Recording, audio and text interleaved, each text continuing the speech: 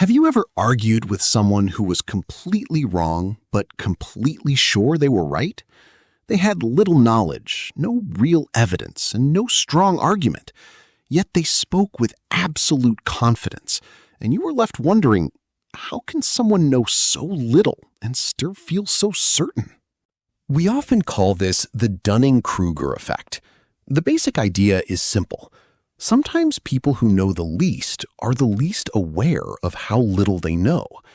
But long before modern psychology studied this problem, philosopher Arthur Schopenhauer was already thinking deeply about it.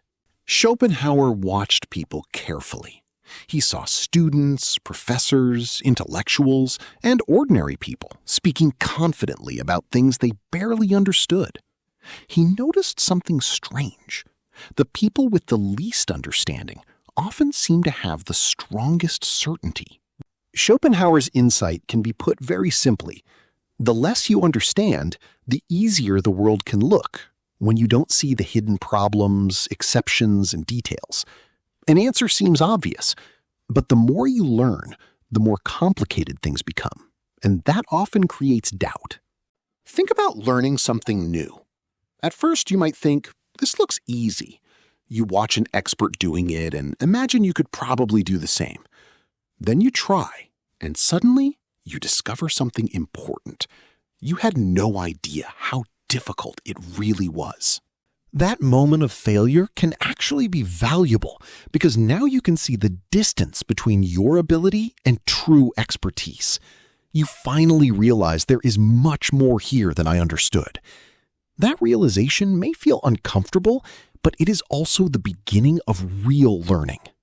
But imagine never reaching that moment. Imagine staying at the beginning forever. You don't know enough to see the difficulty, so everything continues to look simple. You remain confident because you cannot see what you are missing. That is the dangerous comfort of ignorance. The mountain was always there. The beginners simply couldn't see it. This is one of the most important ideas in understanding overconfidence. Not seeing complexity does not mean complexity isn't there. Schopenhauer saw this in intellectual life too. People would reject entire philosophical ideas without seriously studying them. They didn't prove the ideas wrong. They simply couldn't see why the ideas were complicated, so they dismissed them. We still do this today. Someone reads one article about economics and suddenly thinks they understand the entire economy. Someone watches one history documentary and thinks they know exactly why an empire collapsed. Someone watches a few psychology videos and starts diagnosing everyone around them. A little information can create the feeling of complete understanding. The problem is not learning a little. The problem is believing that a little is the same as enough. You recognize the words. You recognize the basic ideas. You can join the conversation, and suddenly you think, I understand this. But recognition is not understanding. There is a huge difference between being familiar with something and actually understanding it. Familiarity means I've seen this before. Expertise means I can explain it, test it, use it, and understand where it fails. Those are completely different things. Social media has made this even easier. Every day we see psychology, philosophy, politics, science, history, economics. We hear hundreds of ideas without deeply studying any of them. Soon everything feels familiar, and familiarity can trick us into thinking we are knowledgeable. Take philosophy as an example. Someone reads a few famous quotes from Marcus Aurelius online. Suddenly, they start giving everyone advice about Stoicism. But ask them about the deeper ideas behind Stoic ethics. Ask them about difficult philosophical problems. The confidence may disappear very quickly. They knew the quotes, they didn't necessarily know the philosophy. This is why recognition can be dangerous. When something sounds familiar, our brain feels comfortable with it, and comfort can feel like understanding. But knowing a word is not knowing the idea. Knowing an idea is not knowing its limits. And knowing its limits is where deeper understanding begins. So before speaking with complete confidence, ask yourself 3 questions. Could I explain this clearly to someone else? Could I defend my position against someone who knows more than me? And could I use this knowledge in a new situation? If the answer is no, you may be familiar with the subject, but you probably don't understand it deeply yet. And that gives us our first lesson from Schopenhauer. Familiarity should create curiosity, not certainty. The moment you realize how much more there is to learn, you have already taken a step away from ignorance. Because real knowledge does something strange. It doesn't always make you more certain. Sometimes it makes you more careful. Imagine a child watching a world-class chess player. The expert makes a move. The child sees a piece move from one square to another. That's all. But the expert may have just seen 10 moves ahead. The child doesn't understand the brilliance of the move. Not because the move isn't brilliant, but because the child doesn't yet have the knowledge to see it. This leads to an important idea. You need some knowledge to recognize greater knowledge. A person with no musical training may hear 2 musicians and think they sound equally good. But a trained musician can hear tiny differences in timing, technique, and control. The beginner hears sound. The expert hears structure. This happens in almost every field. A beginner may look at 2 paintings and think they're equally good. An experienced painter sees thousands of differences. The beginner reads 2 essays and sees 2 opinions. A skilled writer sees structure, logic, evidence, and weaknesses. Expertise gives you a kind of vision. It allows you to see things that were invisible before. And here is the dangerous part. If you cannot recognize excellence, you may assume excellence doesn't exist. With the expert and the amateur look the same. The strong argument and the weak argument sound similar. The genius and the mediocre person appear equally intelligent. Not because they are equal, but because you don't yet have the tools to tell them apart. And if you can't recognize excellence, you may choose the wrong people to learn from. You may follow the loudest person, the most confident person, the person who sounds impressive, instead of the person who actually understands the subject. Confidence becomes a substitute for competence. We see the same thing online. A confident person speaks loudly about science. Another speaks confidently about history. Another gives psychological advice.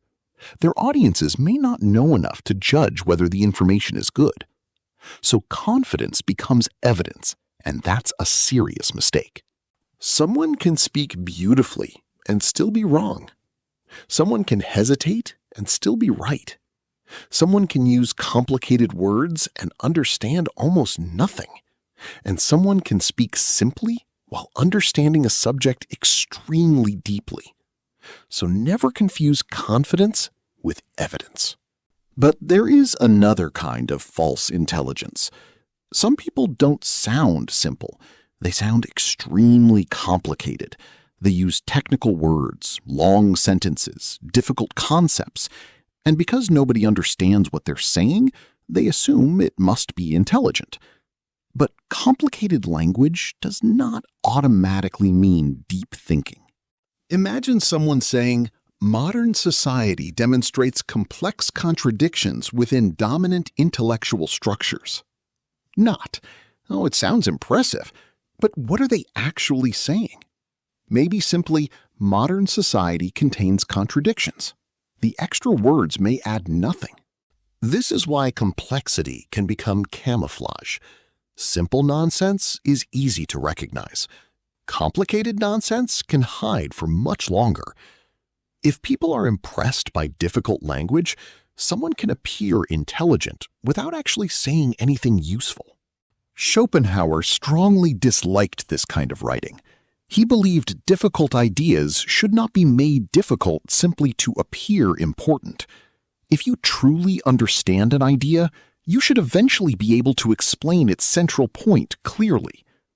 Real understanding allows you to move between complexity and simplicity. There is a simple test. Ask someone to explain their complicated idea in ordinary language.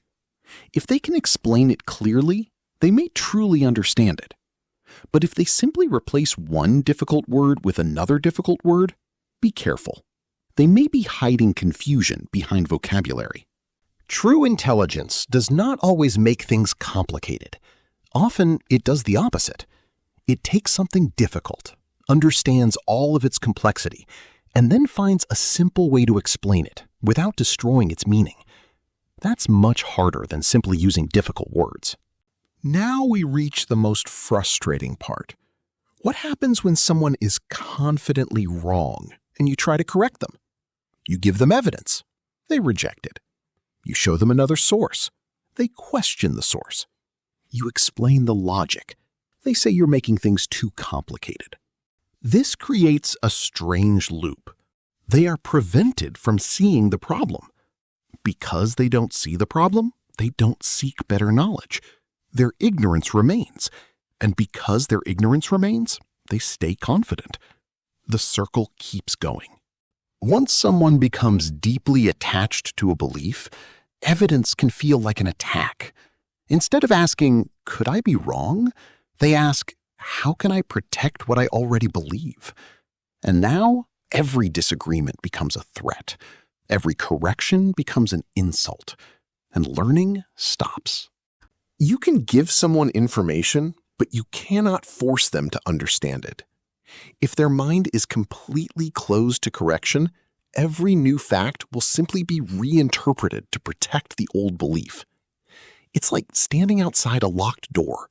You can knock, you can explain, you can wait, but the person inside has to open it. Imagine believing something very strongly. Then someone shows you evidence that you may be wrong. You now have two choices. You can investigate the evidence, or you can defend your belief. The second choice is often easier, because admitting you're wrong hurts the ego. The desire to be right can become stronger than the desire to learn. Once that happens, the question changes. You are no longer asking, "Is this true?" You are asking, "How can I prove that I'm right?" That small change can completely change the way you think. Soon, the belief becomes a kind of fortress. Every argument against it becomes an attack. Every question becomes a threat. Every correction becomes an insult. And instead of examining the walls, you build them higher. This is how a closed mind works. It doesn't necessarily reject every piece of information. It accepts information that supports the belief and finds reasons to reject information that challenges it. The mind becomes a filter. Think about someone who believes the Earth is flat. You show them photographs from space. They say they're fake. You explain physics. They say it's only a theory. You show them another piece of evidence. They find another explanation. The evidence keeps changing, but the belief never does. Why does this happen? Because evidence only helps when you have a framework for understanding it. If someone doesn't understand the basic principles behind the evidence may not change their mind. They simply reinterpret it through the beliefs they already have. This is why arguing is sometimes useless. You may have better evidence, better reasoning, better sources, but if the other person doesn't understand the basic framework behind your argument, you are starting from completely different places. You're not having the same conversation. This happens constantly online. So you provide evidence, they ignore it. You provide another source, they attack the source. You explain the reasoning, they simply repeat the original claim. At some point, you're no longer discussing the idea. You're watching someone defend their identity. Once the ego becomes involved, changing your mind can feel like losing. But changing your mind is not losing. It means you discovered that your old understanding was incomplete. The intelligent person can say, "I was wrong." The ego says, "I must never be wrong." Schopenhauer understood something uncomfortable about human nature. We don't only want truth. We also want comfort. We want approval. We want to feel intelligent. We want our existing beliefs to be correct. And sometimes those desires become stronger than our desire for truth. So, how do we escape this trap? Schopenhauer's answer begins with something surprisingly simple. Doubt yourself. Not constantly, not destructively, but honestly. Ask, what if I'm wrong? Healthy doubt does not mean believing nothing. It means knowing that your knowledge has limits. It means asking, what am I missing? Who knows more than I do? What evidence could change my mind? Where might my reasoning be weak? These questions protect the mind from false certainty. Some people think doubt means weakness, but intellectual doubt can be a form of strength. It takes courage to question your own beliefs. It takes humility to admit that someone else may know more. And it takes intelligence to change your mind when the evidence demands it. But now comes the most uncomfortable question. How do you know you're not the confident fool? Because every confidently wrong person thinks they are right. The problem isn't limited to other people. It can happen to you. It can happen to me. We are all experts in some areas and beginners in many others. So choose one belief you're extremely confident about. Not in. Do something uncomfortable. Look for the strongest argument against it, not a weak argument you can easily destroy. Find the best argument. Read the strongest criticism. Listen to someone who knows more than you and ask yourself, if the evidence proves me wrong, am I willing to change? This may be the most important lesson. The intelligent person isn't the one who knows everything. It's the person who knows that they don't. They stay curious. They question themselves. They listen. They test their beliefs. And when reality proves them wrong, they change. So don't ask only, why are other people so confident when they're wrong?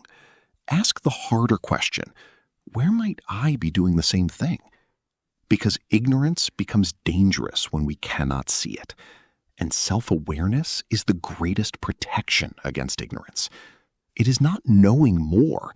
It is remembering how much more there is to know.